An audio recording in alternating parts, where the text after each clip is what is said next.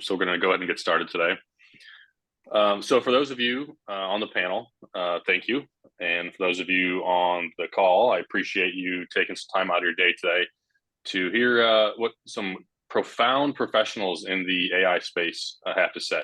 So I will be your host for the roundtable.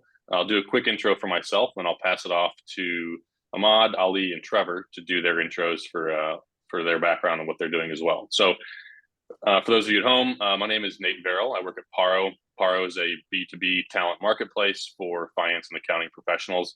I'm currently the head of innovation at Paro, and part of my role is to drive adoption of AI in the accounting and finance industry. Over the last 3 to 6 months, I've spent a lot of time understanding the impact of AI, how to make investments in AI, and finding great people like the people on this panel to drive the AI adoption gap, and along the way, learn a ton about what's happening in the market. So it's been a very exciting and roller coaster of the last 6 months. Lots of things have changed. So we'll hopefully address a lot of those questions throughout today's panel, but then also hopefully provide each of you with some take-home points and maybe some roadmaps of how to make some critical decisions along your investment path for AI. So with that being said, I will pass it over to Ahmad. You want to do a quick intro and then pass off to Ali after that? Sure. Hi, my name is Ahmad. I'm the founder and CEO of a company called Corgea. Corgea fixes vulnerable source code, and we leverage the latest in AI technology to code security fixes on behalf of engineers so that they can approve it.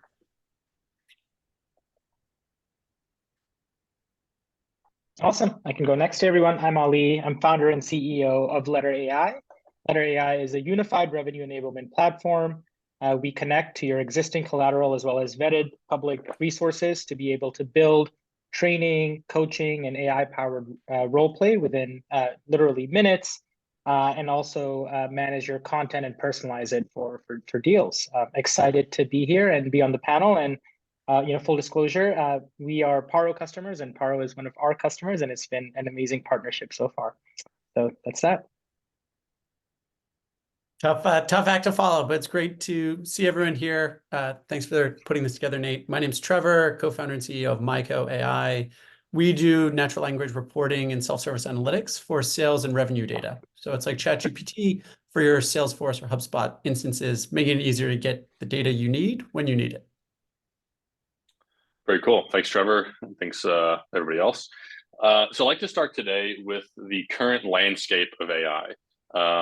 Today is different than it was on February 12th, which is different as November of 2022, for example. So what I'd like to do is start with where we're at today in the concept of, we'll start with generative AI, for example. But then also, I'd like to highlight, some of the pressing issues that we see today that have either, been fixed in the past. So take an issue we saw maybe 6 months ago, and we've seen some advancement to the AI space. It's no longer an issue. But then also what we see could be fixed into the future. So let's do a kind of a current state of the union as you guys see it. So Ali, I'll hand it off to you first. Yeah, definitely.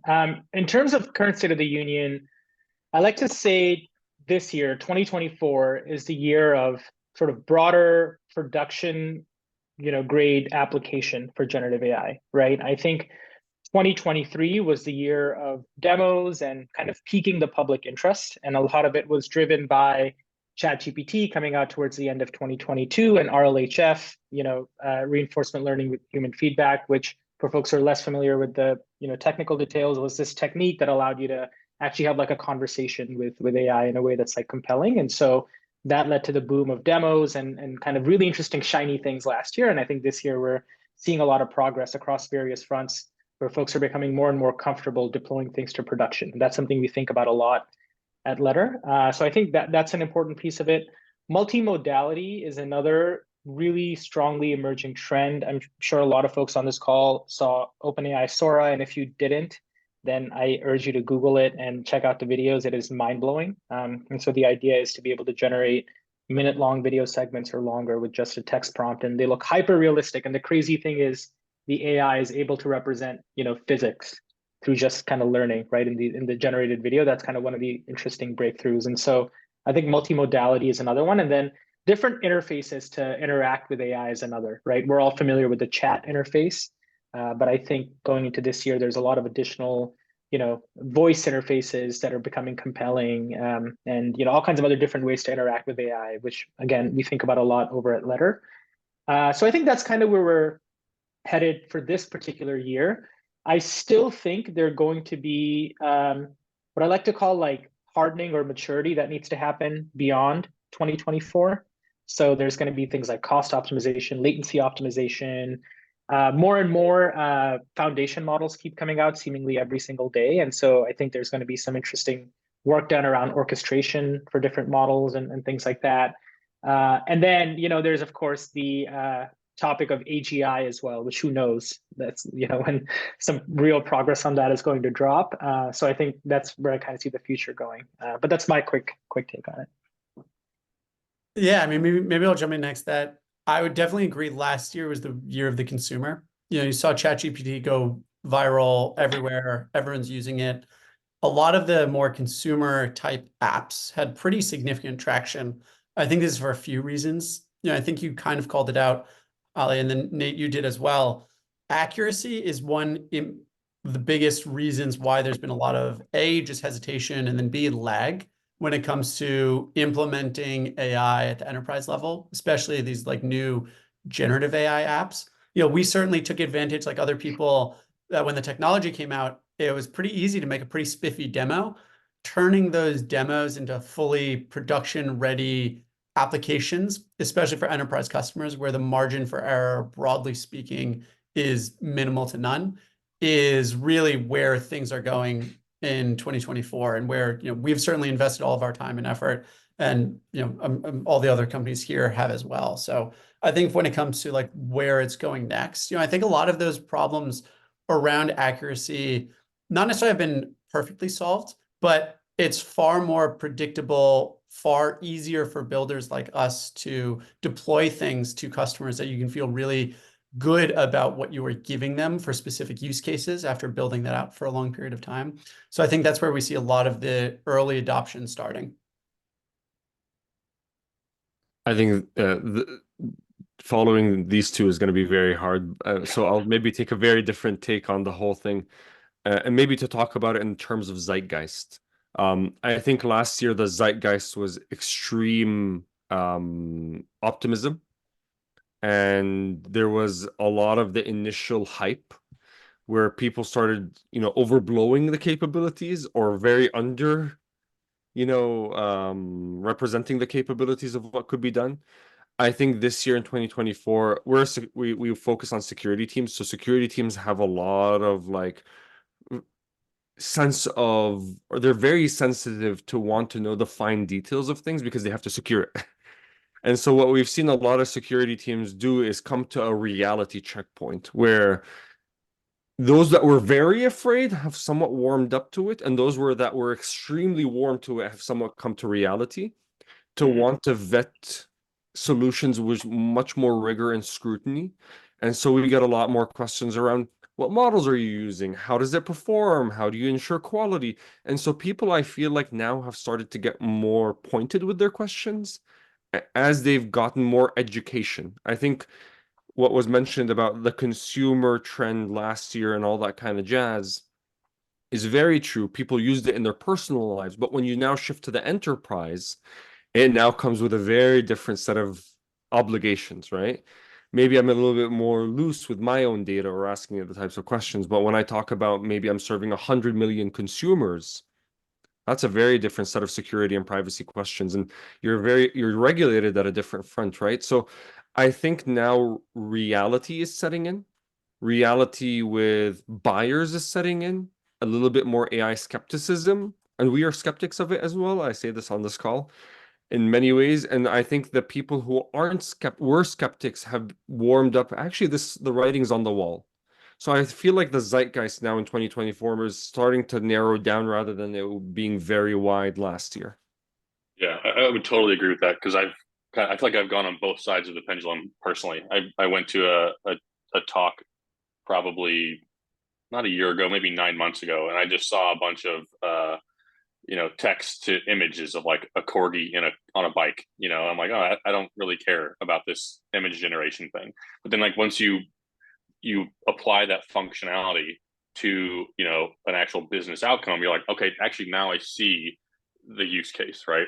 So I'd like to kind of spend some time on that note on the use cases that you guys are seeing, because from a moderator perspective, I guess you could say, for this roundtable, the value that I want to bring to people that have taken their time to join is let's dig deep into the use cases. Let's dig deep into what we're seeing and what questions we're asking. So I think it was Trevor who mentioned like the accuracy. So what type of questions are we getting about accuracy? What type of problems do we see from like your side, Trevor, that are being asked, and then that you are doing to like mitigate those? And the same thing goes for Ali and Ahmad too, because I think as the zeitgeist, like you said, Ahmad, like we shift from like hyper optimism to like super skepticism, and like it kind of settles in the middle.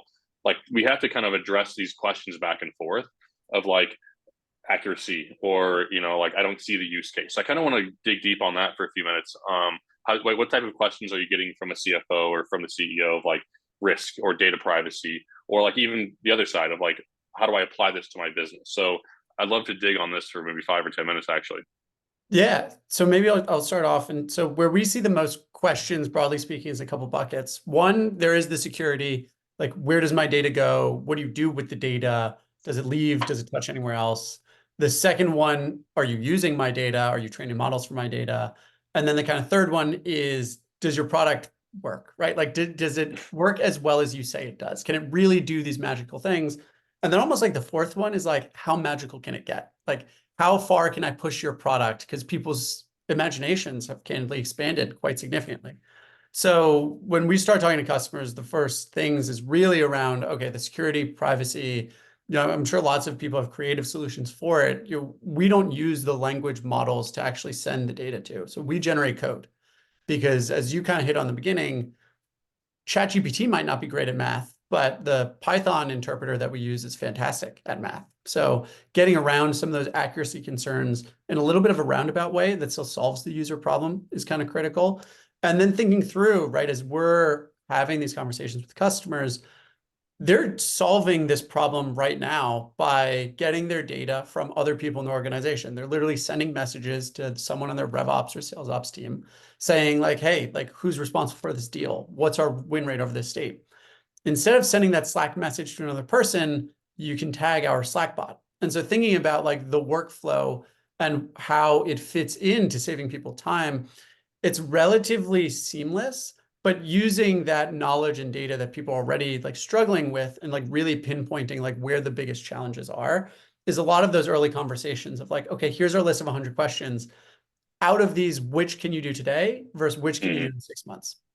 So just to add a follow-up for the group. So is this a lot of education for your customers, like understanding the technology, but also obviously the product too? But my interpretation is a lot of this is an educational as much as it is like a product demo, because like the things that we're creating and using are new as of 3 months ago, right? So how do you guys think about education versus, some of the risk type things?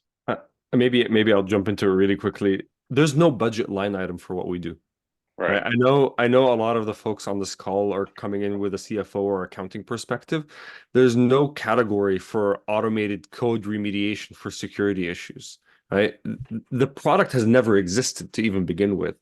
So it is a lot of education. First of all, security folks going like, oh, I didn't even know this was even possible to begin with. And then comes the flurry of questions. Well, how do you guarantee this? How do you perform? What's your quality like, and all of that kind of stuff. And I think that the thing that I always tell people is there's a lot of AI washing happening in the market and a lot of snake oil that's being sold. And any vendor worth their weight will share with you their accuracy results and allow you to test it and try it really easily to show what it is. And we have now 90-some% accuracy in code fixes, but we obviously people want to see more details, and I'm like, just go try it. You can sign up for free, go try it and see the results, right? And ultimately, I think there's a lot of education, but there's also like, show me the money or show me the evidence. And anyone who hides from that is probably selling snake oil or doesn't probably have real generative AI capabilities or hasn't plugged into it fully. We get a lot of scrutiny from security teams. You can imagine, like, we're touching code. We're touching both their IP, and we're talking to a buyer who is conservative by nature and risk averse by nature. And so we had to prepare a lot of material and sales content and collateral to showing some of these things. And honestly, sometimes they catch us by surprise.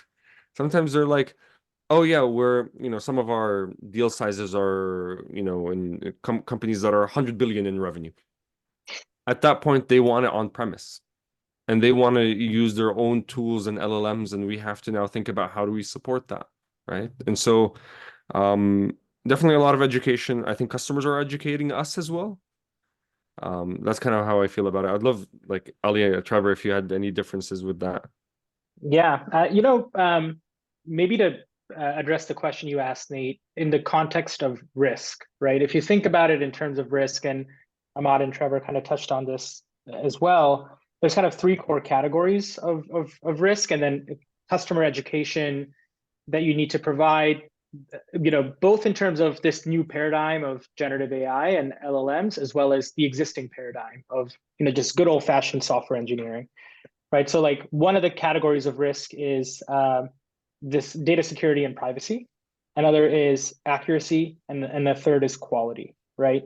So if you take data security and privacy, there's the traditional questions you get around, from customers, rightfully so, around, hey, what are the risks here? How do we mitigate those risks? And a lot of the answers to those questions have existed for like a decade, right? There's frameworks like SOC 2 Type 2, which will, evolve over time, and I think start capturing some of these sort of LLM components in the framework. And that's one of kind of my predictions for this coming year is, decades old standards evolving to kind of take into account these new factors. But then the kind of new bit of customer education in that domain that's been around forever is specifically with regard to LLMs. There's this concern around sending customer data to OpenAI's cloud for inference, for example, right?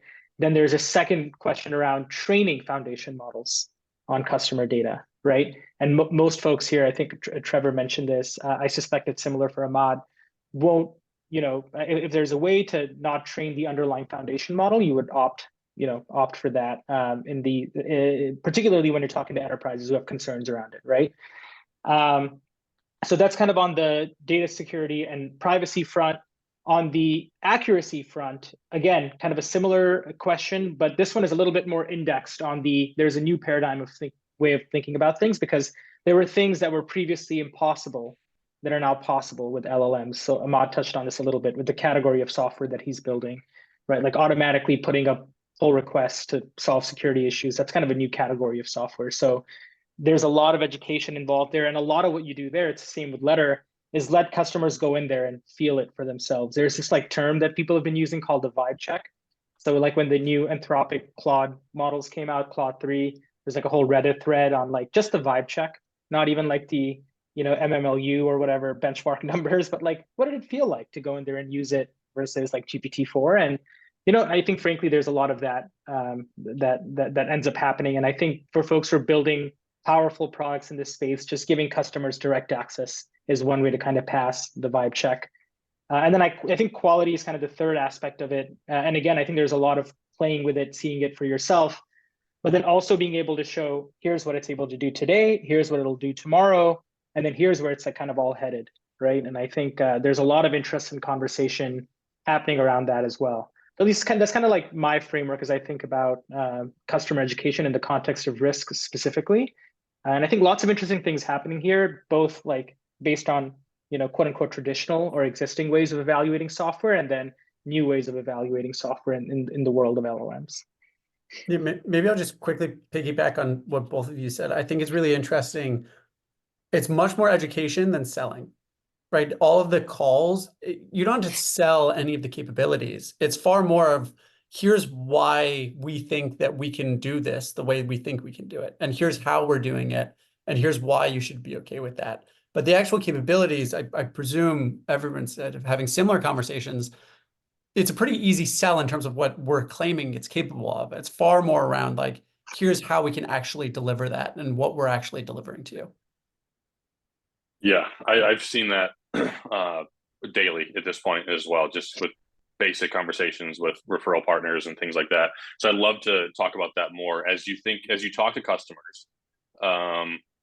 What are those conversations like? Because I would imagine the people that are on the call have many questions related to like, where do I get started? Who do I talk to? You know, I don't have a budget. You know, where should I think about incorporating it? So let's start at the very beginning here. You know, if I could be a CFO, or I could be CEO, or I could be, you know, head of operations. You know, let's kind of take it more broadly for the next few minutes. Where do we see like the first step to adopting this? Because it's very, if you're not in the space, like I've talked to friends of mine, for example, that are, you know, corporate planning for a Fortune 500 company or something like that, that hear about it constantly, right? So there is going to be this adoption wave over the next 2 to 3 years, I would assume, where it's like, if you go back to like social media, for example, it's like your grandmother was never going to be on Facebook, and now it's like, you know, everyone's on Facebook. So there's like this adoption curve everybody knows, right? So like for those of us here that are in it every day, we may forget like this is a long journey.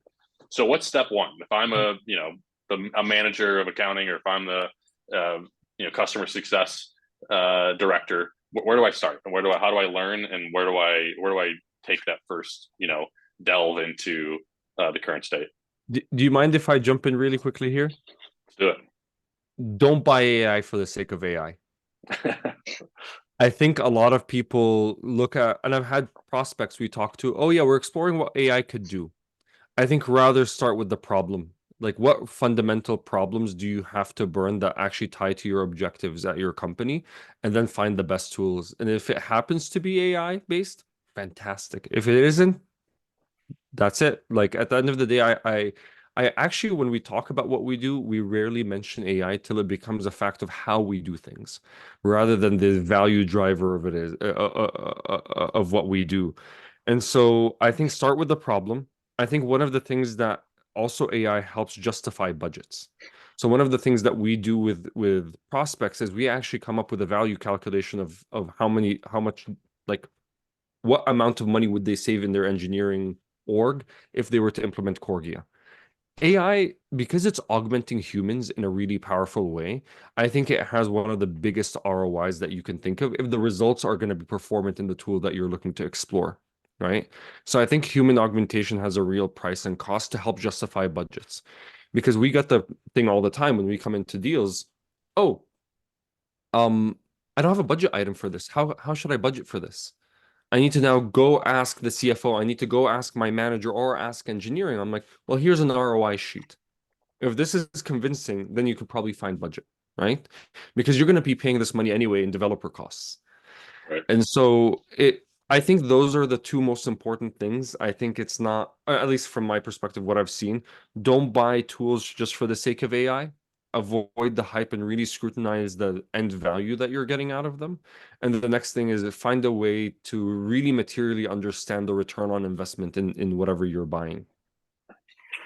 Yeah. And if I could add to that, the way I kind of see it is kind of two categories of software, right? One is verticalized applications. There's a specific business problem you're trying to solve, or a specific domain you're in. And I think what Ahmad is saying, completely true, right? Like, figure out the business problem you're trying to solve and see how far, how much further AI takes you before you make the investment. And I do think consumers, customers, businesses are getting savvier and savvier. I think particularly because there's been such an influx of new activity happening in this world of software that has some sort of AI component to it. Consumers are getting savvier and asking questions around, okay, I get that you use AI, but how does it solve my specific problem? And kind of then pitting, company A versus company B to see who drives the best outcomes. And that's fantastic as an entrepreneur building in the space, because you can then focus on solving customer problems, right? Rather than the shiniest marketing or whatever it might be. And so I think that's certainly true for verticalized applications.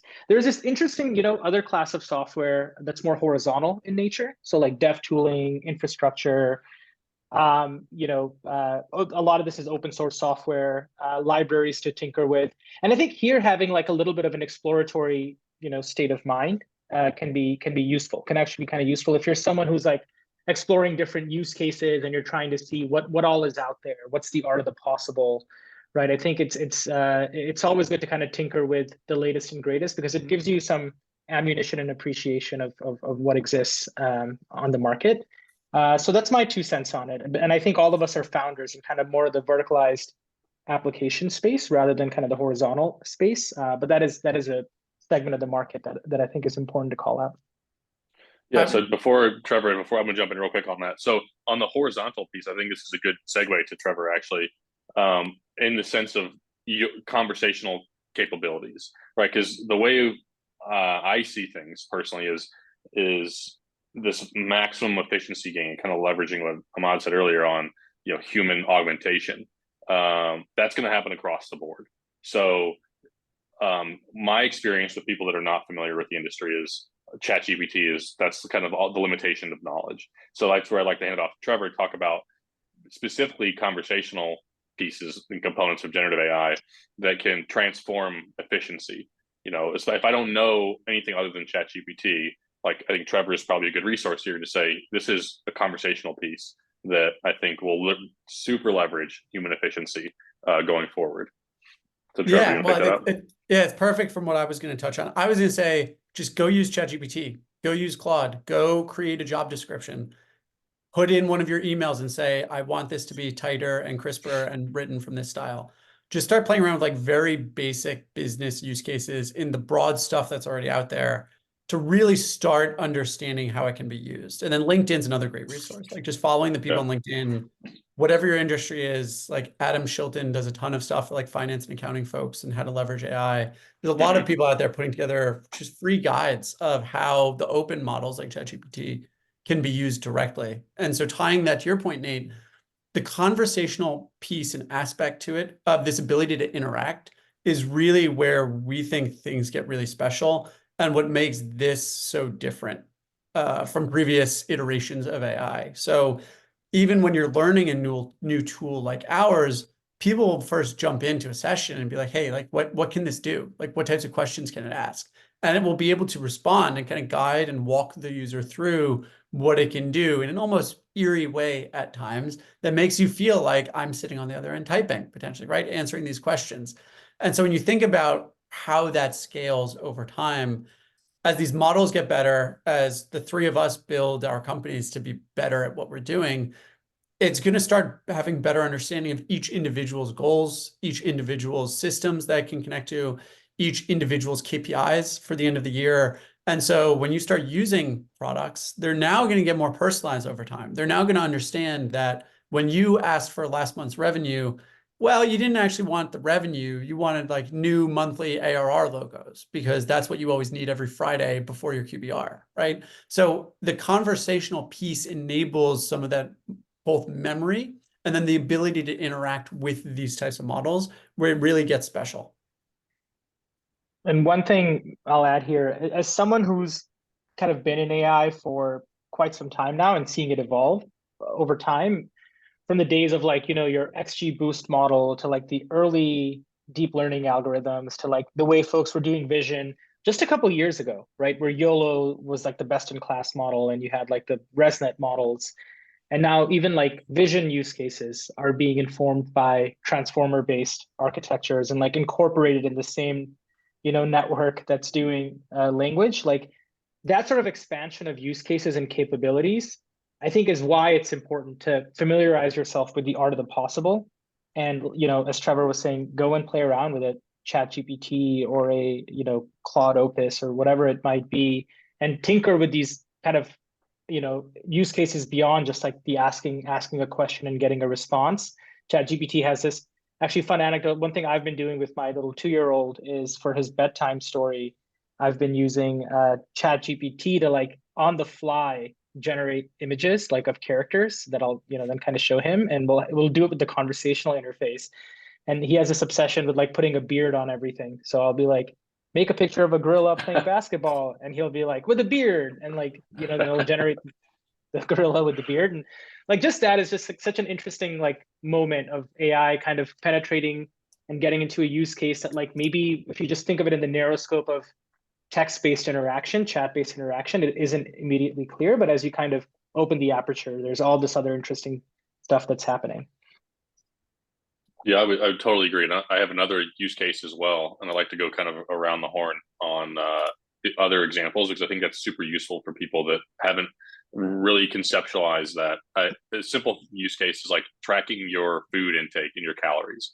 I keep a log of what you eat, send it over to Perplexity or send it over to ChatGPT, whatever it is, and it says it'll estimate your calories for each meal, right? And it'll say this is your breakdown of protein, carbohydrates, fat. Here's your total calories, right? And it's just like, it's one of those things that it just adds the familiarity of like, okay, yeah, I could go like Google search some of this stuff one off, but then I can ask a follow-up question. I can say, well, if I, expensed 500 calories doing a bike ride, right? So like, how does my weight change over time? Like you can start to kind of have this conversational tone of like certain lifestyle things, whether it's, Ali's example or mine.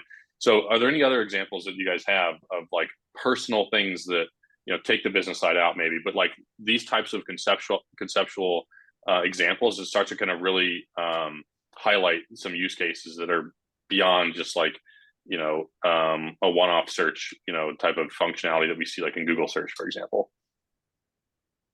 I was actually going to go to the business direction really quickly, but I can turn it into how it like relates to the consumer world. When I was talking to a VC, and they're the ones that kind of pointed me to this, and it just made so much sense. And he said one of our hypotheses and theories is that LLMs and AI will allow people to do cross-functional jobs they couldn't do before. So allowing product managers to do data science, allowing, security folks to do engineering, allowing accountants to do more complicated, maybe financial modeling or work on some legal stuff, right? Salespeople to be able to modify MSAs, like all these cross-functional things where you're dependent on someone else to help you, kind of you lower the bar with AI considerably where it's like somewhat guided.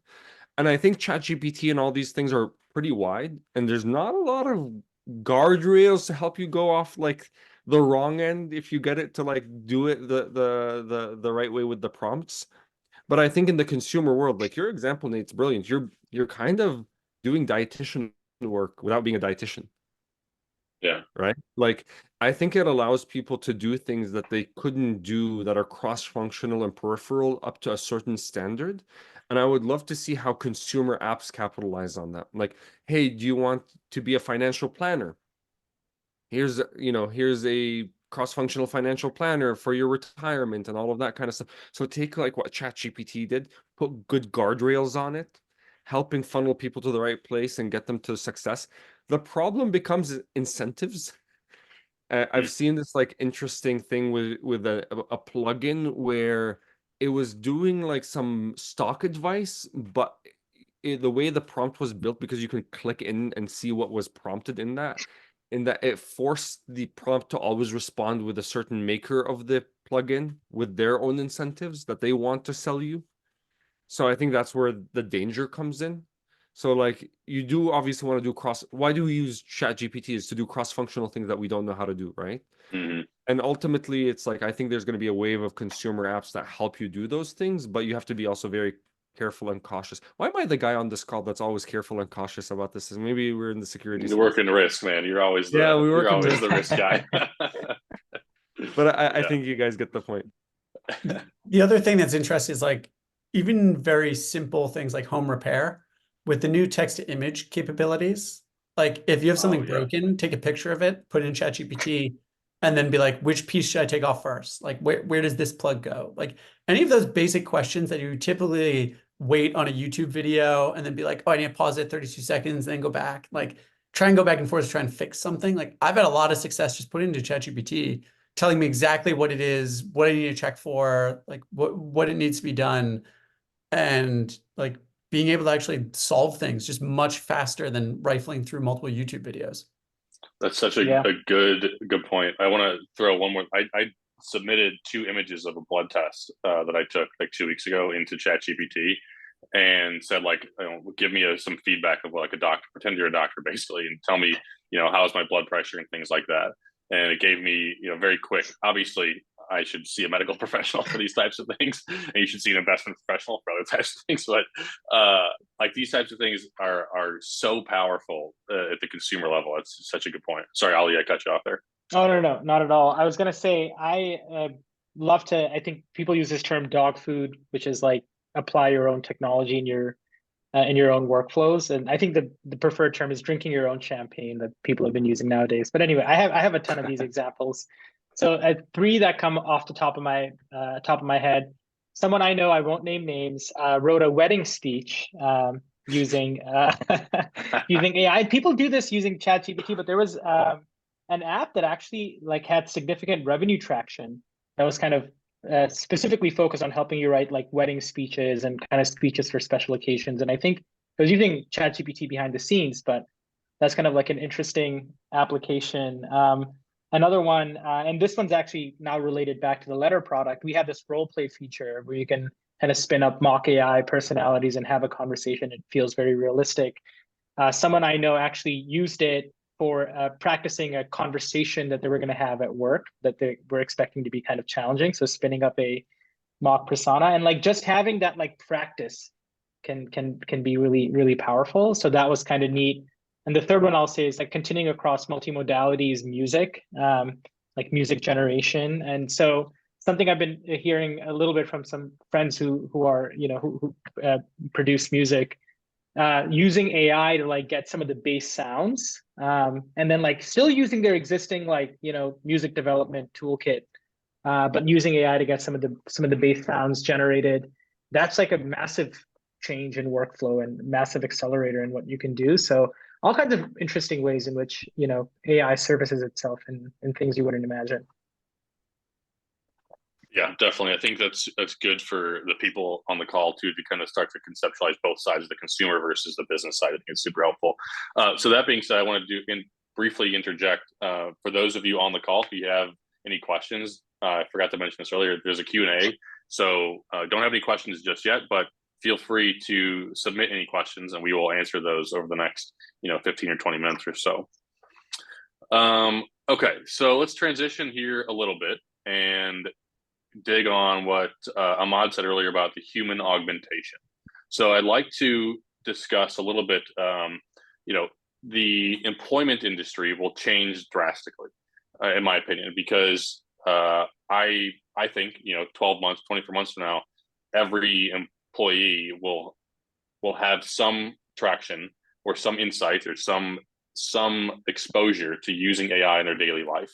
I use it a couple hours per day right now, and I would say I'm not a founder of an AI company, but I use it constantly. Ideas for LinkedIn posts, ideas for emails, things are just easy things that I can get done like 10x faster, basically. That saves me a lot of time, so that's an efficiency thing. So I'd like to talk about today is how you guys see the employment industry changing, maybe specific to what you do or just broadly. So let's kick it off with Trevor, and we'll kind of go around the table here of like, what is your forecast of what the human interaction is with AI, 2 to 4 years from now, and we'll kind of start to project a little bit out just to see what that looks like. Yeah, we're big believers in the expression AI is not going to take your job, but somebody with AI will take your job. So people that are the early adopters now that are starting to get familiar with it are going to experience pretty significant productivity gains that's going to compound over time. I think one of the benefits that the three of us all see with our tools is as they get better, as these models get better, as things start to learn your companies, all of those compounding benefits are going to keep accelerating over time. So the sooner people do start experimenting, start getting their hands dirty, start onboarding some solutions, whether it's us or other tools, they're going to accrue pretty significant benefits over time. And I see in general, there will be a fairly significant workplace, I don't want to say dislocation probably, but more of shift in terms of the types of jobs that people are focused on. And so understanding where in your job relies on some of these more manual tasks versus where in your job requires more of the personal creativity, more human-like elements, is really where we recommend people start targeting, focusing, and working towards. Yeah, I would agree for sure. Ahmad, what do you think? I agree with everything Trevor said. we phrase it a lot. There's two interesting things about what we're betting on in the future. One of the things that we tell people all the time in when we're talking to prospects and customers, go work on the more important things. Let us take care of the stuff that you really don't want to work on, and that's actually a cost to you. Like vulnerability patching isn't revenue generating, right? You're fixing software vulnerabilities. It's taking you away. It's taking your engineers away from revenue generating work and your security team for more important security work. So I think over the next couple of years, what we're going to see is a lot of the basics that people were working on now start to go away with automation using AI. Like back in the day, like there's a great saying that I love: history doesn't repeat itself, but it often rhymes.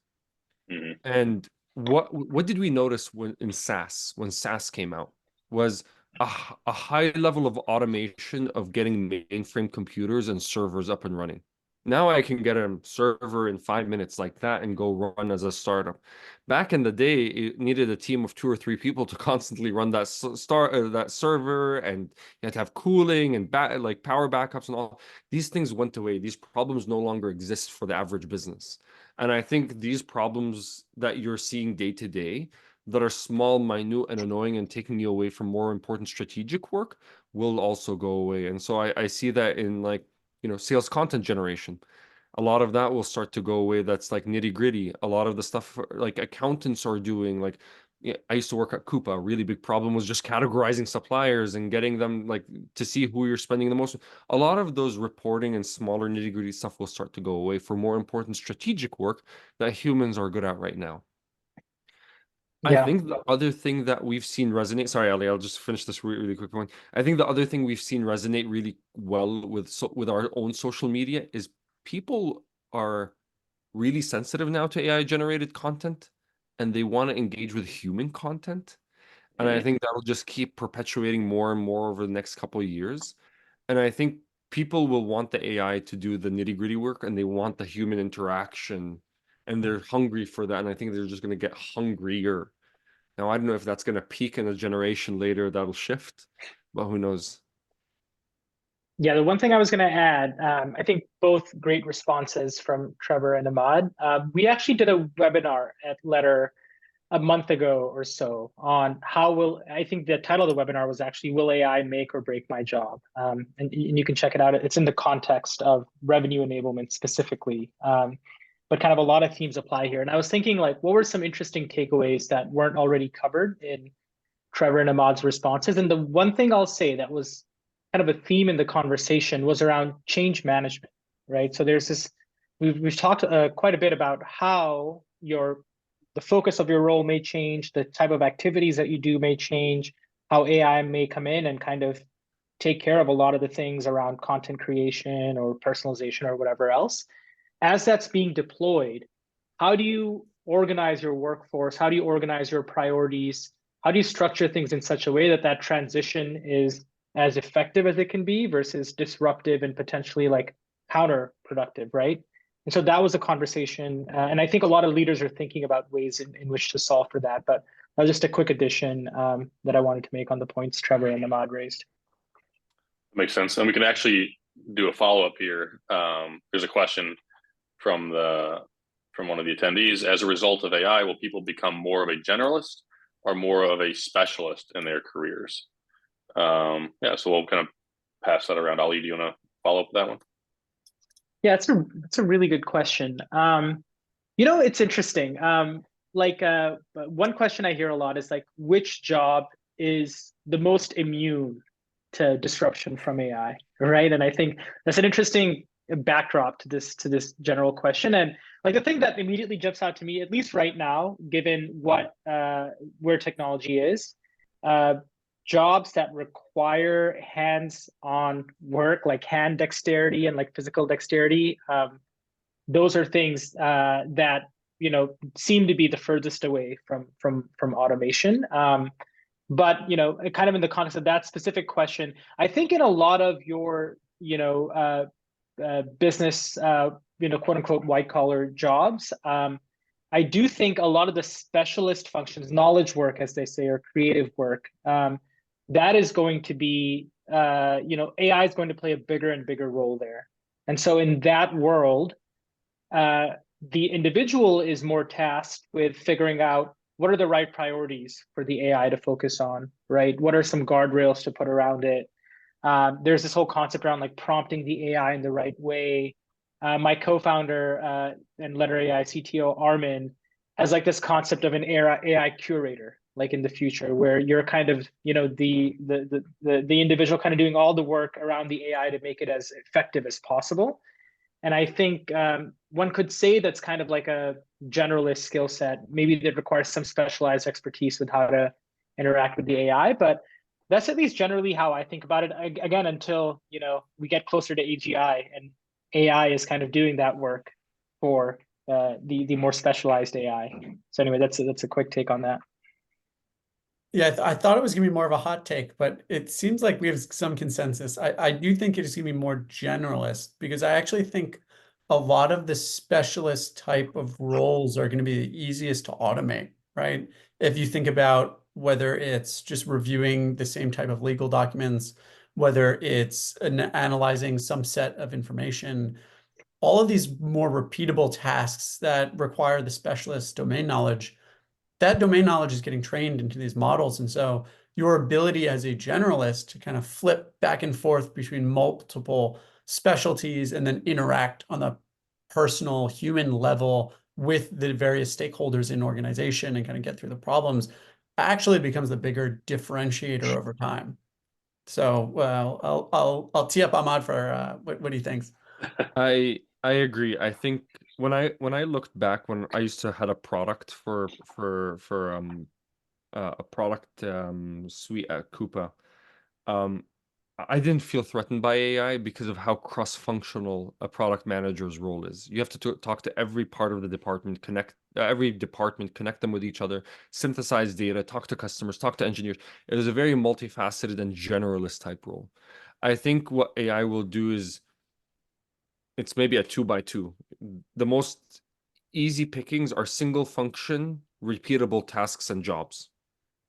So things that like are highly automatable with some level of logic that can be done pretty well.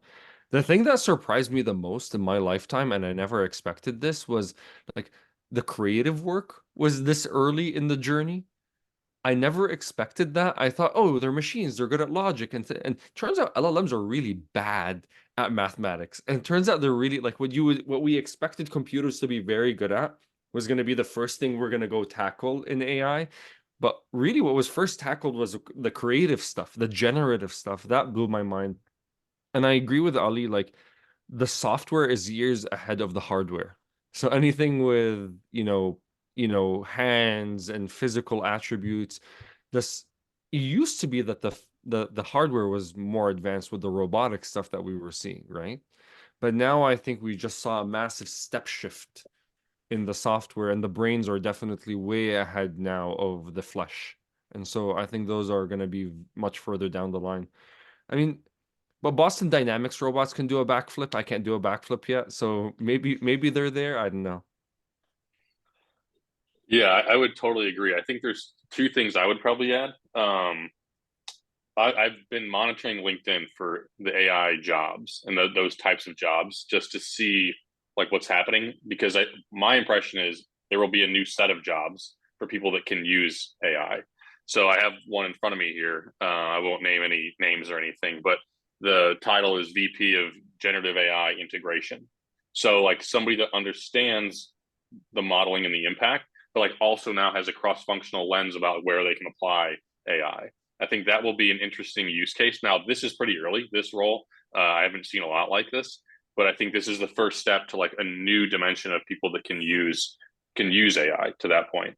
And then back to Ahmad's comment on like those repetitive tasks. So to kind of bring this in business perspective, where I've spent some time being in the finance and accounting space and being a former CPA, is like what types of things get weeded out versus what types of things can we like double down on. So the clear weeding out is like writing a memo, for example. Let's take in a couple of data points. I'll give you some like tone expression, things like how I've written things in the past, and I can get an LLM to get me 80% of the way there. Okay, cool. That's an easy like generalist thing that gets pretty much wiped out within the next couple of years.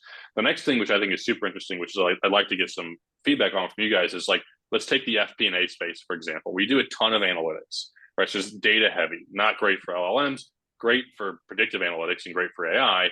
But there is like an underlying nature of like repetitive tasks. Like every month I do X, Y, and Z, right? My financials do this. Like, so let's take that use case and kind of like, that's multi-dimensional in a certain case, right? Highly analytical, potentially multimodal, right? As you think of like presentations, broad use cases for LLMs and AI, but also super repetitive. So how would we think of something like that? If I'm like an FP&A professional or anyone that does like, I'll call it like a verticalized function, but like super dynamic in nature. What are our thoughts there? Yeah, maybe I can start, since we originally, the product we built was this language model for finance teams. So we built our model from scratch. We released it 2 weeks before ChatGPT came out, and it basically took the QuickBooks API and let you generate reports on it. So talked to lots of finance teams, FP&A professionals about it. And so we had a pretty strong take that actually most of the responsibilities on the FP&A side aren't as much about, I mean, some of it is automating some of these more rote tasks, but a lot of that falls more into the general accounting. A lot of the real true finance value add winds up being on the more creative, like modeling assumptions, like understanding the core business drivers of where your organization wants to go and tying it to budgeting decisions around, okay, should we allocate that extra 40,000 because the CEO wants this initiative? Or is it a better use of our spend to give it to the head of sales for this other initiative?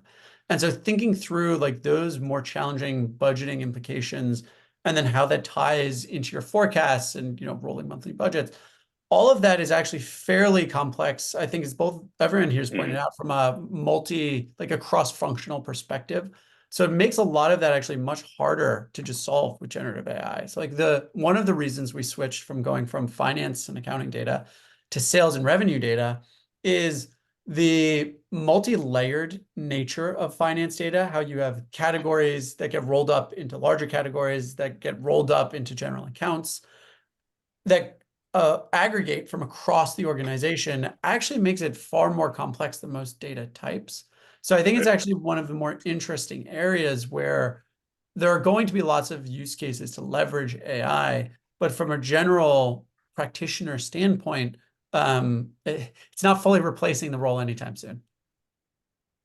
Yeah, I would agree there too. Ali or Ahmad, do you have any comments there? Thoughts? Ali, you go first. You always have interesting insights. I would love to hear it. No, I think Trevor, you touched on a couple of interesting points, and actually the one thing that kind of stood out to me, which maybe not directly related to the question you asked, Nate, was around like tasks for which AI is particularly well suited in the current state, and tasks for which AI isn't quite there. And it's not as simple as just like language generation and image generation, kind of these domain level tasks. I think of it as like kind of this 2x2 of, you know, there is the business ROI for a task, right? So like you raised a great example earlier, Nate, like images of a corgi riding a bike, right? Like, is there interesting, and I'm talking specifically in kind of the business context, is there an interesting application of that specific task? Maybe not, maybe the ROI is a little lower. And then the other side of it is risk. Like if you get it wrong, what's the risk? And I think like if you draw that 2x2, the tasks that fall in like the top right quadrant of, you know, lower risk, high business impact are the ones where, you know, really folks should be thinking about investing their time and energy as like the first thing that they adopt. And then kind of moving your way down, and, you know, Trevor mentioned like finance data and accounting data, moving kind of down deeper and deeper into those categories where I think the risk goes up higher, but then maybe the impact is also very high, right? And so anyway, that kind of jogged my mind in terms of, as folks are thinking about adopting AI, knowing where to start and then kind of how to traverse that journey to ultimately the really gnarly, challenging problems that are also high impact. I thank you for going before me, because this is actually there's a point in there that I wanted to highlight. No one wants Admiral ChatGPT to be responsible for the nukes. right? At the end of the day, it's too risky, and that's why you see like the most sensitive systems in the world rely on the oldest, most proven technologies. Airplanes still rely on floppy disks. Nuclear technology still relies on they just moved to CD, I think, like in 2020 or something. Like by the time consumers moved away to like flash memory, the nuclear technology started using CDs. And so you're absolutely right, Ali. There's a correlation between sensitivity of the system and your use of automation and AI. Like you still want humans on some things, and you want to automate the low risk, high value type stuff. And so I actually am pretty familiar with this because when I used to work at Coupa, a lot of the questions were around help me be able to forecast better, help me be able to categorize spend better, help me be able to apply the right accounting labels to and right accounting treatment to these types of things, help me. And it was a lot of like, don't make the decision for me, help me move a lot of the nitty-gritty details that I'm drowning in, the lower level stuff that I'm having to employ 3, 4, 5 people to just Hmm. constantly clean up, like supplier data. Supplier data is, sorry, crap. Like, I don't know if you've ever worked with a large enterprise that's using 20 ERPs and has acquired like a bunch of companies. Supplier data and normalizing it and harmonizing it across like all 20 ERPs is a feat. Why can't you just apply an LLM to just help you clean up all that supplier data? Like, I see stuff like that as being high value, or helping you respond to RFIs, right? Fill this RFI question for me, one of our customers is asking me for, or help me automate some of my compliance work and some of the paperwork there. I think those are going to be massive leaps for a lot of FP&A. Like I have an angel investor that just started a company for all the professionals out there, automating collections. Hmm. Collecting money really sucks, and following up with people like just about like paying bills is a lot. So I think there's opportunities like that that we're going to start to see. And anyway, we're almost up on time, so Nate, I'll maybe throw it back to you. Yeah, I totally agree with what you said there. I do want to address a question in the chat, and then what we'll do is, and I'll kick it off. I'll have Ali answer because I think Ali will probably have the technical background to answer it. And then we'll go around the room. And what I wanted to kind of close out with today, hopefully this is super valuable to people that are on the call. I want to get maybe a pulse check from the three panelists on what they're excited about, going forward. Obviously, the next 12 months is going to be jam-packed with new models, new risks, things like that.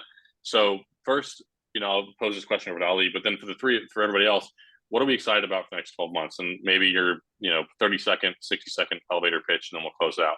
So the question though from the chat is, do you think there is still room or future for a business training their own neural net from scratch, or will an LLM become the foundation for most, if not all, future AI applications? It's a great question.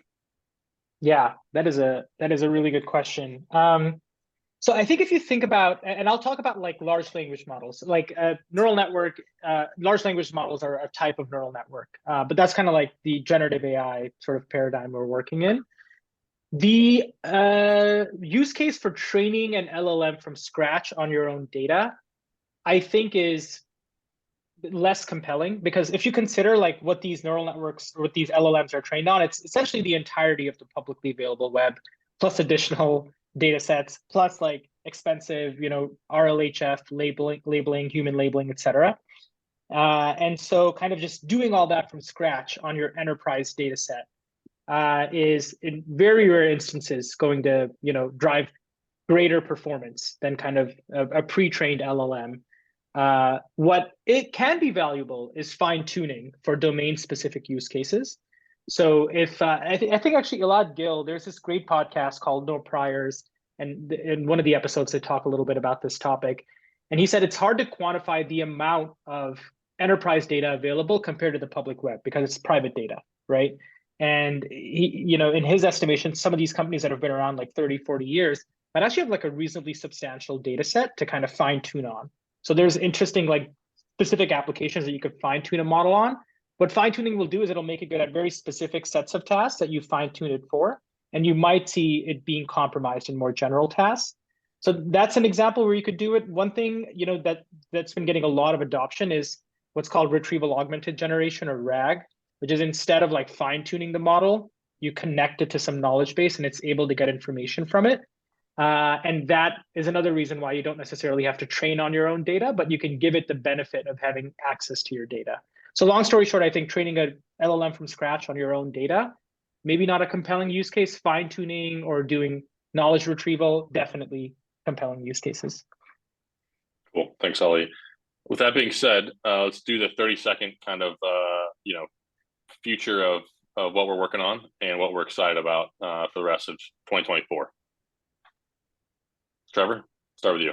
Hot seat. Yeah, sure. So super excited about, I guess, AI agents in general. So the idea of giving AI a task and then having it go off and solve it. Not a hyper-specific one, but general like role responsibilities.